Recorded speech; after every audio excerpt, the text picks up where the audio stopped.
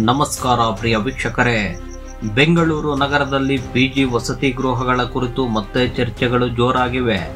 ಹೊರ ರಾಜ್ಯದಿಂದ ಬಂದು ಪಿಜಿಗಳಲ್ಲಿ ವಾಸಿಸುತ್ತಿರುವ ಕೆಲವರು ಅಕ್ರಮ ಚಟುವಟಿಕೆಗಳಿಗೆ ತೊಡಗಿಕೊಂಡಿರುವ ಪ್ರಕರಣಗಳು ಸಹ ಬೆಳಕಿಗೆ ಬರುತ್ತಿವೆ. ಇತ್ತೀಚೆಗೆ ವೈಟ್ ಫೀಲ್ಡ್ ವ್ಯಾಪ್ತಿಯಲ್ಲಿ ನಡೆದ ಘಟನೆಯೊಂದು ಆತಂಕ ಮೂಡಿಸಿದೆ. ಲೈಂಗಿಕ ಸಂಪರ್ಕಕ್ಕೆ ಒಪ್ಪದ ಯುವತಿಯ ಮೇಲೆ ಆಂಧ್ರ ಮೂಲದ ಟೆಕ್ಕಿ ಚಾಕು ಇರಿದಿರುವ ಘಟನೆ ಬೆಳಕಿಗೆ ಬಂದಿದೆ. ಕೆಲವರು ಕೆಲಸಕ್ಕೆಂದು ಬಂದು ನಕಲಿ ಗುರುತಿನ ಚೀಟಿಗಳನ್ನು ಸೃಷ್ಟಿ ಮಾಡಿಕೊಂಡು ಪಿಜಿಗಳಲ್ಲಿ, ಅದರಲ್ಲೂ ವಿಶೇಷವಾಗಿ ಕೋ ಲಿವಿಂಗ್ ಪಿಜಿಗಳಲ್ಲಿ ಪ್ರವೇಶ ಪಡೆದು ಇಂತಹ ಘಟನೆಗಳಿಗೆ ಆಸ್ಪದ ಮಾಡಿಕೊಡುತ್ತಿದೆ.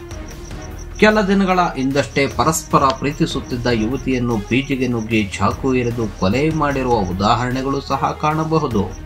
ನಮ್ಮ ರಾಜ್ಯದಲ್ಲಿ ಹೊರ ರಾಜ್ಯದವರಿಂದ ಇಂತಹ ಘಟನೆಗಳು ನಡೆಯುತ್ತಿರುವುದು ಅಮಾನವೀಯ. ಸಮಾಜದಲ್ಲಿ ಶಾಂತಿ ಸುರಕ್ಷತೆಗೆ ಧಕ್ಕೆಯಾಗಿರುವ ಇಂತಹ ಘಟನೆಗಳನ್ನು ತಡೆಯಲು ಸರ್ಕಾರ ಪಿಜಿ ವಸತಿ ಗೃಹಗಳ ಮೇಲಿನ ನಿಯಂತ್ರಣ ಬಿಗಿಗೊಳಿಸಬೇಕೆಂದು ನಾಗರಿಕರು ಆಗ್ರಹಿಸಿದ್ದಾರೆ.